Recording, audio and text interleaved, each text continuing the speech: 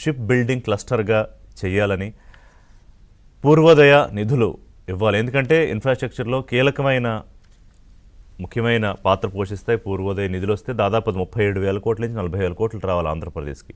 ఇవన్నీ కావాలి అని ఢిల్లీ టూర్లో ఆంధ్రప్రదేశ్ సీఎం చంద్రబాబు నాయుడు ఒక్క రోజులోనే సుమారు 4 మంత్రుల్ని కలిశారు. అలాగే హోంమంత్రి అమిత్ షాను కూడా కలిశారు.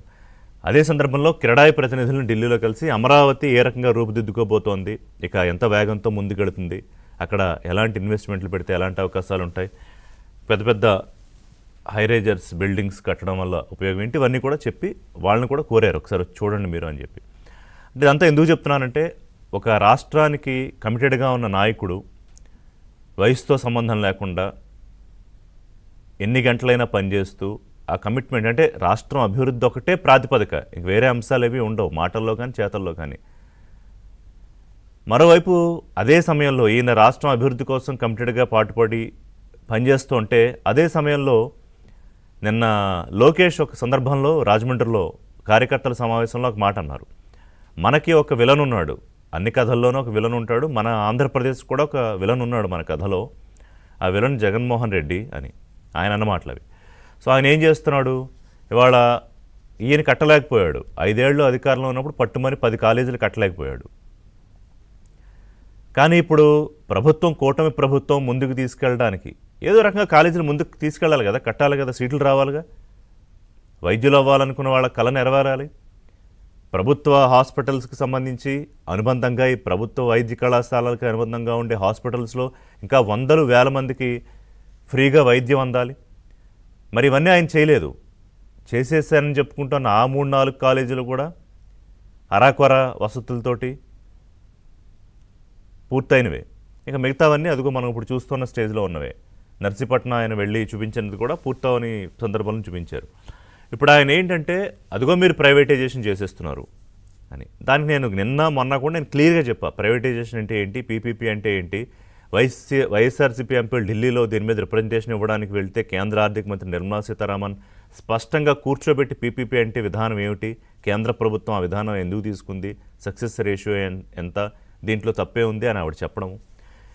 కోర్టులు సైతం, న్యాయమూర్తులు సైతం దీన్ని వైఎస్ఆర్సీపీ వాదనని సమర్థించకపోవడము, ఇవన్నీ జరిగినా కూడా కోటి సంతకాలు అని చెప్పి ఒక పెద్ద కార్యక్రమం తీసుకుంటే దాన్ని చంద్రబాబు నాయుడు ఇది ఒక పెద్ద drama and it's a failed drama అని నిన్న పార్లమెంటరీ పార్టీ అక్కడ ఎంపీల సమావేశంలో మొట్టమొదటిసారి కొత్త పార్లమెంట్లో తెలుగుదేశం పార్టీ పార్లమెంటరీ ఆఫీస్కి మొట్టమొదటిసారి వెళ్ళారు చంద్రబాబు నాయుడు.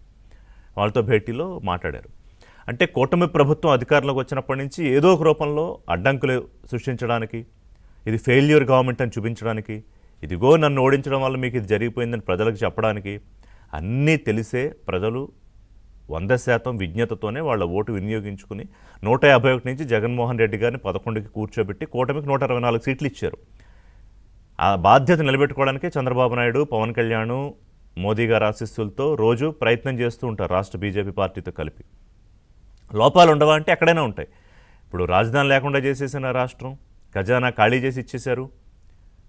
అంటే ఆయన చేసిన విధ్వంసం 5 ఏళ్లలో అంటే రాష్ట్రం చాలామంది ఏంటంటే ఇప్పుడు సేఫ్ హ్యాండ్స్లో ఉంది అంటారు. అంటే ఏంటి సేఫ్ హ్యాండ్స్ అంటే, అంతకుముందు ఏదో రోజు హత్యలు, రోజు కిడ్నాపులు జరిగిపోతున్నాయని చెప్పడం కాదు.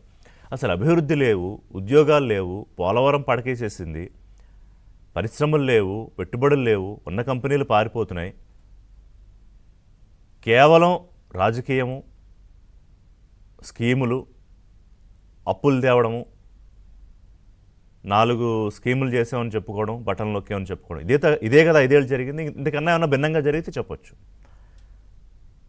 ఒక కొత్త కంపెనీ కానీ, కొన్ని ఉద్యోగాలు కానీ, ఇప్పుడు కూటమి ప్రభుత్వం 5 ఏళ్లలో 20 లక్షల ఉద్యోగాలు టార్గెట్గా పెట్టుకుని పనిచేస్తుంది.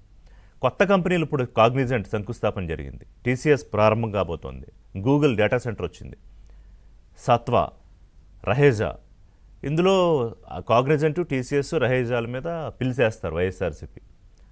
అంటే ఇవి లక్షల ఉద్యోగాలు ఇచ్చి రాష్ట్రం తాలూకా ఒక ఇమేజ్ని గ్లోబల్ స్థాయిలో మార్చడానికి ఉపయోగపడే. ఎందుకంటే ఇవి ఇంటర్నేషనల్ కంపెనీలు, జీసీసీస్. ఇవి రావడం వల్ల ఏంటంటే గ్లోబల్గా వైజాగ్, ఆంధ్రప్రదేశ్, అమరావతి, ఇదంతా చర్చ జరుగుతుంది. గూగుల్తో రావడంతోనే చర్చ పెరుగుతోంది. సో వీటిని అడ్డుకోవాలి అంటే మీ దురుద్దేశం ఏంటి? యువతకు ఉద్యోగాలు రాకూడదనే కదా లక్షల ఉద్యోగాలు ఇచ్చే కంపెనీల మీద మీరు పిలిచివేయడం అంటే వాళ్ళకి ఉద్యోగాలు రాకూడదు, ఉపాధి దొరకకూడదు, మీరు ఇచ్చే 3,000కి 5,000కి రప్పా రప్పా అనుకుంటూ ఎగురుతూ మీ వెనకాల తిరగాలి మీరు ఇచ్చే బిర్యానీలకి. అంతేనా జగన్మోహన్ రెడ్డి ఆలోచన? అంత సంకుచితంగా ఎందుకుంది ఆయన పరిస్థితి? 5 ఏళ్ల ముఖ్యమంత్రిగా చేశాడు. ఎంతో కొంత కమిట్మెంట్ ఉండాలిగా towards the state development, establishment విషయంలో. అలాగే నేను లోకేష్ మాట్లాడుతూ రెడ్ బుక్ గురించి కూడా మాట్లాడారు. 3 పేజీలే అయ్యాయి అక్కడ, ఇంకా చాలా పేజీలు ఉన్నాయి. ఈ విలన్లను చూస్తూ ఊరుకోము, ఎవరికి ఎప్పుడు ముహూర్తం పెట్టాలో తెలుసు నాకు అని చెప్పి. అంటే హియర్ మై పాయింట్ ఈజ్, మీరు కోటి సంతకాలు చేయిస్తారా, 10 కోట్ల సంతకాలు చేయిస్తారా, లేకపోతే దేశవ్యాప్తంగా గ్లోబల్గా తెలుగు వాళ్ళందరితో సంతకాలు చేయిస్తారా, చెయ్యండి. నిజాల మీద మీరు ఎంత పోరాటమైనా చేయండి జగన్ గారు. కానీ దీని మీద వామపక్షాలు పోరాటం చేశాయి, మిగతా సంస్థలు పోరాటం చేశాయి. ప్రభుత్వానికి ఉన్న బాధ్యత కూడా ఏంటంటే ఇందులో ఇదిగో ఇది రియాలిటీ, ఇదిగో దీనివల్ల ఇది ఉపయోగం చెప్తున్నారు. ముఖ్యమంత్రి చెప్తున్నారు, మంత్రులు చెప్తున్నారు, సత్యకుమార్ క్లియర్గా చెప్పారు. జగన్మోహన్ రెడ్డి బెదిరింపులు, ఎదుగో మీరు ఇప్పుడు వచ్చారా, ప్రైవేట్ వాళ్ళు నేను వచ్చాక మిమ్మల్ని జైల్లో పెట్టిస్తా. ఎట్లా పెట్టిస్తారు? అసలు రాజ్యాంగం తెలుసా, అనుమతిస్తుందా అట్లా చేయడానికి?